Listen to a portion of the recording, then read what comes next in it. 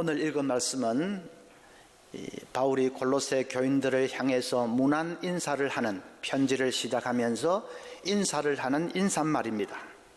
그런데 단순한 인사말이 아니고 바울은 골로새 교인들에게 당신들이 어떤 사람인지를 기억하라고 합니다. 당신들이 부여받은 특별한 신분을 잊지 말라고 합니다.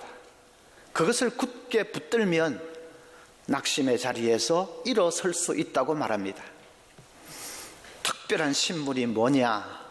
2절에 골로새에 있는 성도들 곧 그리스도 안에서 신실한 형제들에게 편지하노니 했습니다.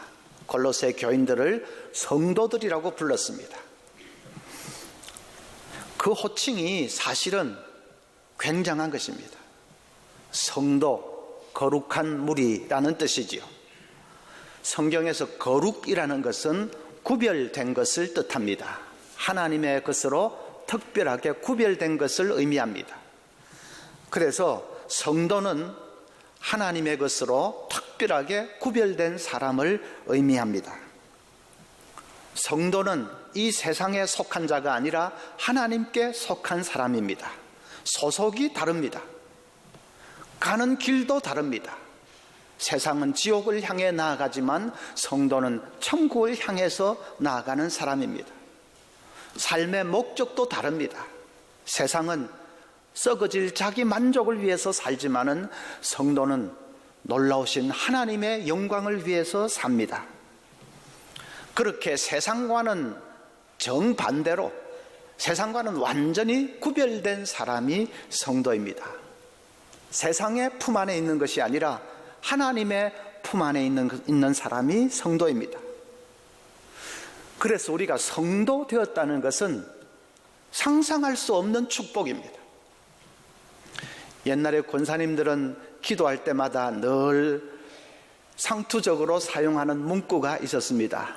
하나님 아버지, 천에 하나 만에 하나 우리를 택하셔서 하나님 백성 되게 하신 것 감사합니다. 늘 그렇게 기도했습니다. 지금 생각해도 그 기도가 얼마나 은혜스러운지요. 이 많은 사람들 중에 천에 하나 만에 하나 우리를 뽑으셔서 성도 되게 하신 그 은혜가 얼마나 놀라운지요. 성도라는 말이 하도 복이 되니까, 그래서 가톨릭 교회에서는 특별한 성자들에게만 이 세인트라는 말을 사용합니다. 세인트 어거스틴 하면 성 어거스틴, 특별한 이 성자들에게만 세인트라는 말을 사용합니다. 그러나 그것은 잘못입니다. 우리가 바로 세인트, 성도입니다. 여러분, 내가 성도 되었다는 것을 믿습니까? 어떤 사람은 집사도 못 되는 사람이 성도다, 집사 밑에가 성도다 그러는데 아닙니다. 성도라는 이 호칭은 천만금, 억만금을 주고도 돈으로는 살 수 없는 고귀한 호칭이고 우리가 그런 성도가 되었습니다. 중요한 것은 이제 1절 말씀입니다. 하나님의 뜻으로 말미암아 그리스도 예수의 사도된 바울과 형제 디모데는, 바울과 디모데가 사도가 된 것이 하나님의 뜻으로 말미암아서 된 것이다, 그렇게 말합니다. 바울은 자기가 사도가 될 것은 눈꽃만큼도 생각지 않았습니다. 그는 교회를 핍박하던 핍박자였습니다. 예수 믿는 사람들을 잔인하게 잡아 가두는데 앞장섰던 무지막지한 핍박자였습니다. 그런데 부활하신 주님께서 그 앞에 나타나셨고 바울을 만나 주셨고, 바울은 그 주님 앞에 거꾸러져서 사도가 됐습니다. 바울이 사도가 된 것은 자기 뜻하고는 아무 상관없는 전적으로 하나님께서 하신 일이었습니다. 디모데도 마찬가지입니다.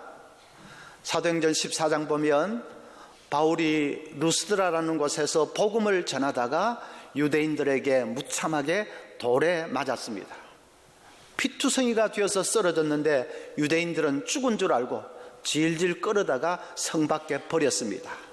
그런데 바울이 기적적으로 소생을 한 것입니다. 디모데가 루스드라 사람이기 때문에 그 광경을 처음부터 끝까지 다 지켜보았습니다. 그러면 도망을 쳐야 정상입니다. 바울 저런 사람 따라다니다고는 나도 돌에 맞아 죽기 딱 십상이다 하고는 도망을 쳐야 정상 아닙니까? 그런데 바울을 따라서 자기도 사도가 되겠다고 나선 것입니다. 디모데는 고난당하는 바울을 보면서 두려움에 사로잡힌 것이 아니라 영광스러움에 사로잡혔습니다. 저런 것보다도 더 위대한 삶은 없겠다는 확신에 사로잡혔어요. 그래서 자기도 그 길을 가겠다고 따라 나선 것입니다. 그것은 사람이 한 일이 아니었습니다. 성령께서 디모데의 마음에 감동을 주신 것입니다. 디모데가 사도가 된 것은 전적으로 하나님께서 하신 일이었습니다. 그래서 하나님의 뜻으로 말미암아 그리스도 예수의 사도된 바울과 디모데는 한 것입니다. 여러분, 우리도 마찬가지입니다. 우리가 구원받은 것은, 우리가 성도 된 것은 전적으로 하나님의 뜻으로 말미암은 것입니다. 하나님이 하신 일입니다. 그래서 우리의 구원은 확실합니다. 만약에 나의 구원을 내가 어떻게 해서 이룬 것이라면, 그러면 그것은, 그 구원은 불투명할 수도 있습니다. 그러나 구원은 처음부터 하나님이 시작하셨고 하나님께서 완성하시는 것이기 때문에 우리의 구원은 확실합니다. 우리를 아버지의 품속에서 빼앗아갈 자가 없습니다. 우리는 반드시 천국에 들어가서 영생을 누리게 될 것입니다. 자, 그래서 우리가 이 사실을 믿는다면 이제 우리 자신을 바라보는 눈이 좀 달라져야 되겠습니다. 첫째로는 나 자신을 영원의 관점에서 늘 바라보아야 합니다. 하나님께서 언제 나의 구원을 작정하셨을까? 에베소서 1장 4절 보면 곧 창세전에 그리스도 안에서 우리를 택하사 했습니다. 창세전에 우리를 선택하셨다. 내가 친구 손에 이끌려 교회에 들어서는 것을 보시고 하나님이 그때 구원을 작정하신 것이 아닙니다. 내가 어머니 뱃속에서 잉태되는 것을 보시고 하나님이 구원을 작정하신 것이 아닙니다. 내가 생기기도 전에, 세상이 생기기도 전에, 창세 전에, 영원 전에 하나님께서는 이미 나의 구원을 시작하신 것입니다. 영원 전부터 하나님은 나를 알고 계셨습니다. 그래서 하나님은 영원 후에 내가 어떻게 될지도 다 알고 계십니다. 영원 후에 내가 거할 천국도 하나님은 다 예비해 놓고 계십니다. 하나님은 영원 전부터 영원 후까지 나의 운명을 다 작정해 놓고 계시고, 그리고 나를 품에 품고 계십니다. 그 영원의 관점에서 나 자신을 바라볼 수 있어야 합니다. 마샬 셀리라는 사람은 목회자들이 애독하는 리더십이라는 잡지가 있는데 그 잡지의 편집장을 지낸 분입니다. 그 마샬 셀리가 아들을 낳았는데, 톱이라는 아들을 낳았는데 그 아들이 2분 만에 죽고 말았습니다. 희귀한 유전적인 질병 때문에 태어난 지 2분 만에 죽고 말았습니다. 아빠가 갓난아기의 시체 앞에서 울부짖습니다. 하나님 아버지, 우리 부부는 토비가 첫 호흡하는 것도 보지 못했습니다. 아이와 눈도 한 번 맞추지 못했습니다. 아이가 웃는 것도 한 번도 보지 못했습니다. 함께 뒹굴며 놀아보지도 못했습니다. 하나님 왜 이렇게 하십니까? 왜 토비를 단 2분만 살도록 창조하신 것입니까? 한참 울부짖고 있는데 마음속에서 성령의 음성이 들려왔습니다. 얘야, 아니다. 나는 토비를 2분만 살도록 창조한 게 아니다. 나는 토비를 영원히 살도록 창조했단다.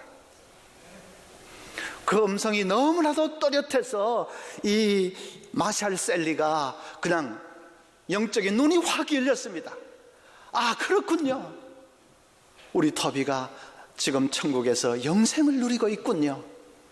하나님 감사합니다. 그러니까 마음이 진정이 되고 다시 만날 그 소망 가운데서 용기를 얻을 수 있었다고 합니다. 그 순간에 영원의 관점을 회복한 것입니다. 여러분, 우리의 존재는 영원까지 이어질 것입니다. 이 땅의 삶이라는 것은 그 영원 가운데 지극히 작은 한 부분에 불과합니다. 그래서 이 땅에서 얼마나 오래 사느냐, 그것이 결정적으로 중요한 것은 아닙니다. 2분을 살고 영원을 사는 것이나 100년을 살고 영원을 사는 것이나 무슨 큰 차이가 있겠습니까? 100년이라고 해봐야 영원의 관점에서 보면 그건 조그만 점 하나일 뿐입니다. 그래서 이 땅에서 얼마나 오래 사느냐, 그것이 그렇게 중요하지 않습니다. 이 땅의 삶은 잠시 지나가는 것입니다. 그리고 우리는 천국에서 영생을 누릴 것입니다. 그렇다면 이 땅에서 당하는 시련도 너무 죽을 똥살똥 그렇게 괴로워할 필요는 없습니다. 지나가는 것이기 때문에. 어떤 분은 아마 이렇게 말할 겁니다. 목사님은 시련이 뭐라는 것을 몰라서 지금 그런 소리 하는 거예요. 우리 가정이 당하고 있는 이 아픔과 고통을 조금이라도 안다면 그런 소리 못 하실 거예요. 아마 그런 분도 계실 겁니다. 시련이 고통스럽지 않다는 말이 아닙니다. 고통스럽지요. 그러나 우리가 천국에서 누릴 그 영원한 그 기쁨에 비하면 그건 잠시 지나가는 것입니다. 로마서 8장 18절에도 생각하건대 현재의 고난은 장차 우리에게 나타날 영광과 비교할 수 없느니라. 이전 성경에 보면 좋게 비교할 수 없느니라 그랬습니다. 진짜로 그것은 비교할 수 없이 잠깐 지나가는 것입니다. 살다 보면 온갖 어려움이 한꺼번에 덮쳐올 때가 있습니다. 한두 가지가 아니고 막 한꺼번에 덮쳐올 때가 있습니다. 그러면 무엇부터 손을 써야 할지 눈앞이 캄캄해지죠. 낙심이 됩니다. 그럴 때는 여러분 절망하지 말고 이렇게 한번 해보십시오. 한 걸음 물러서서 한번 전체를 바라보십시오. 전체를 바라보면서 이 중에서 제일 먼저 내가 해결해야 될 것이 뭔가, 그걸 한번 생각을 해보십시오. 문제가 많지만 그래도 우선순위를 두고 볼 때 내가 제일 시급하게 해결해야 될 게 뭔가, 그걸 한번 생각해 보는 것입니다. 그것을 큰 그림 그리기라고 합니다. 큰 그림을 그리면서 핵심과 지엽을 나누는 것입니다. 그리고는 핵심 문제에 총 집중하는 것입니다. 이것저것 너무 복잡하게 생각하지 말고 핵심 문제, 그것을 해결하기 위해서 거기에 총 집중을 하는 것입니다. 그렇게 핵심을 장악을 하고 나면 지엽은 저절로 따라오는 것을 보게 됩니다.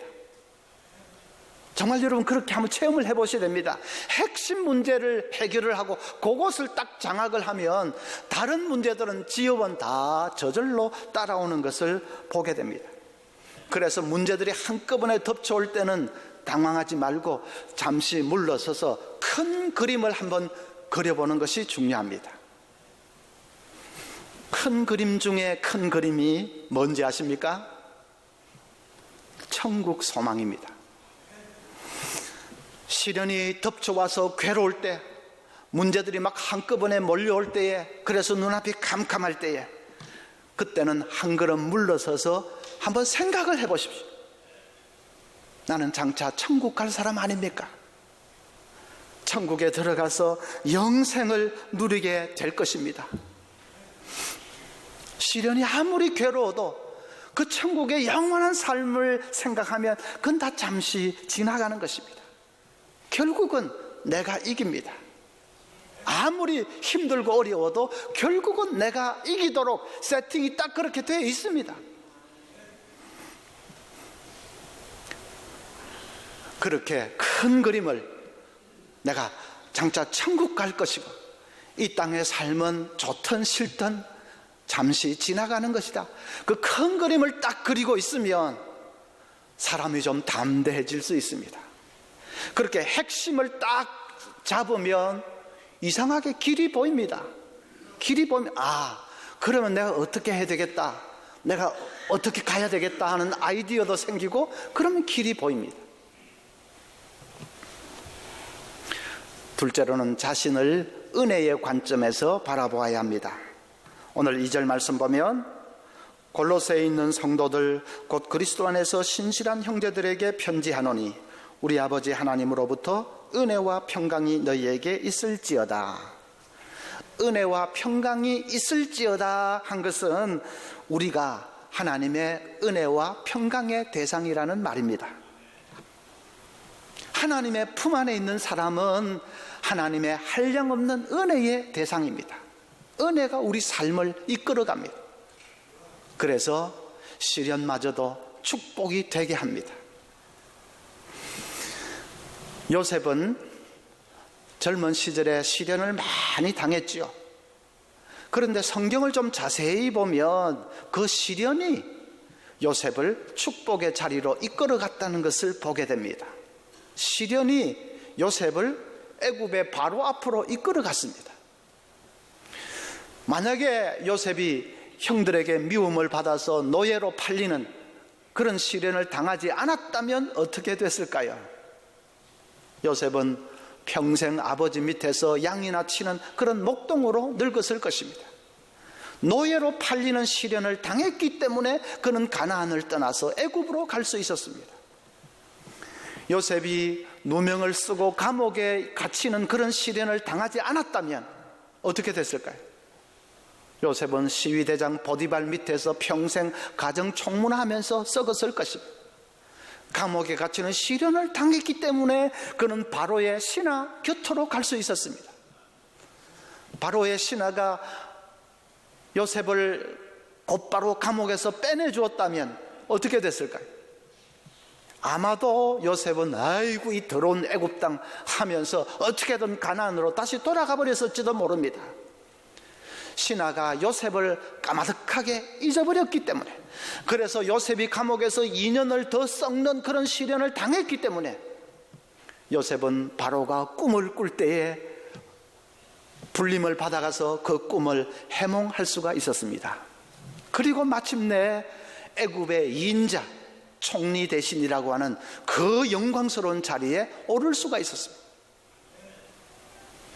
시련인 줄 알았는데 알고 보니까 그것은 축복의 자리로 인도하는 은혜의 사슬이었습니다. 요셉이 얼마나 눈물을 많이 흘렸을까요? 청년 시절에 내 삶은 왜 이렇게 비비꼬이기만 할까? 나는 왜 이렇게 시련이 많을까? 청년 요셉이 얼마나 눈물을 많이 흘렸을까?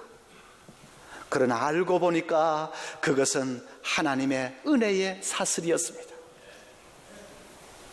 이 자리에 혹시 우리 젊은이들, 청년들 계십니까? 사방이 절벽이라서 얼마나 답답합니까? 누가 말한 대로 정말 이 시대에 태어났다는 것이 얼마나 불행스럽게 느껴지기까지 합니까? 그런데 여러분 기억하십시오.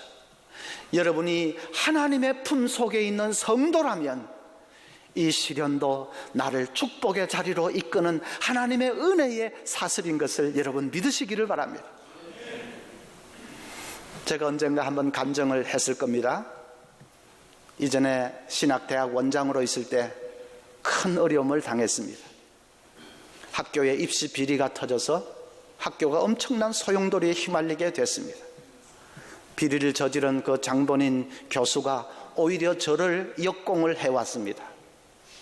배운 사람이 악해지면 얼마나 무서워지는지 모릅니다. 저를 죽이려고 온갖 술수를 다 부렸습니다.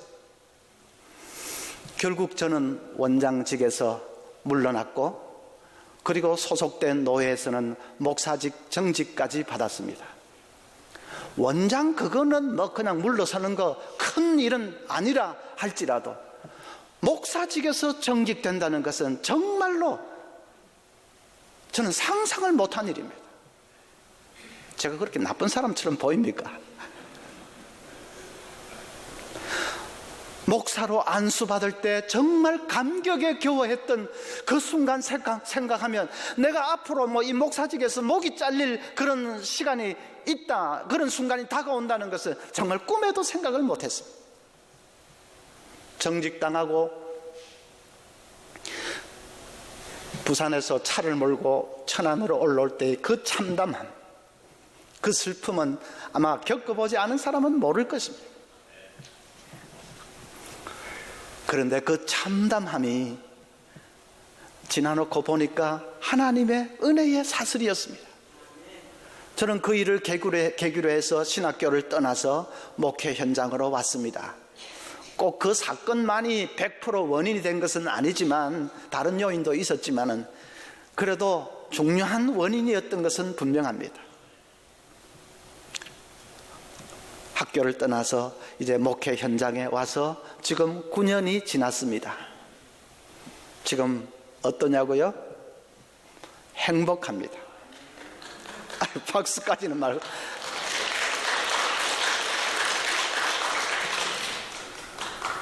정말 하나님께서 함께 해주시고 복을 쏟아주시는 것 같습니다. 입시 비리는 전모가 다 밝혀져서 그 장본인은 실형을 언도받고 법정 구속이 됐습니다. 그리고 저는 완전히 명예회복을 했습니다. 그뿐입니까? 교회도 크게 부흥이 됐지요. 교인들 한 사람 한 사람 사랑스럽지요. 아쉬운 것이 없습니다. 무엇보다도 좀 마음 편하게 목회할 수 있는 것이 정말 감사합니다. 다른 교회 얘기 들어보니까 목사가 당회에 들어갈 때는 우황청심만 먹고 들어간답니다. 회의도 밤 12시 넘기기가 예사인 그런 교회들도 있다고 합니다. 그런데 우리 교회 장로님들은 여러분들도 아시겠지만 얼마나 다들 좋으신지요. 저는 한 번도 우황청심만 먹은 적이 없습니다. 당회 회의는 우리는 길어봐야 30-40분 하면 끝입니다. 시련에 이끌려서 왔는데 그것이 하나님의 놀라운 은혜의 사슬이었습니다. 나는 생각도 못한 길을 하나님은 시련을 통해서 이루어 주셨습니다. 그래서 저는 찬송가 28장을 생각하면 늘 눈물이 납니다. 주의 귀한 은혜 받고 일생 빚진 자 되네. 주의 은혜 사슬되사 나를 주께 매소서. 지난날도 은혜의 사슬로 나를 메어서 인도해 주셨던 주님, 앞날도 하나님의 은혜의 사슬로 나를 인도해 주시옵소서. 그 기도가 간절해집니다. 우리 성도님들 마찬가지. 우리가 사는 것은 내가 사는 것이 아니라 하나님의 은혜의 사슬에 메어서 나아가는 삶입니다. 하나님께서는 시련마저도 변해서 복이 되게 하시고 분명히 그 속에 하나님의 뜻이 있을 것입니다. 오늘 설교 제목이 나는 누구인가 입니다. 이제 다 들었으니까 여러분이 대답해 보십시오. 나는 누구인가? 나는 천에 하나 만에 하나 선택받은 성도입니다. 나는 하나님의 품 안에 있는 사람입니다. 그래서 우리의 구원은 확실합니다. 나의 나 된 것은 전적으로 하나님의 뜻으로 말미암은 것이기 때문에 우리의 구원은 확실합니다. 하나님의 품속에서 우리를 빼앗을 자 없습니다. 나는 영원을 누리며 살 자입니다. 천국을 상속할 자입니다.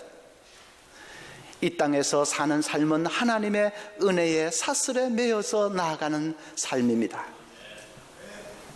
그렇다면 왜 시련 앞에서 낙심하고 좌절하고 그렇게 할 것입니까?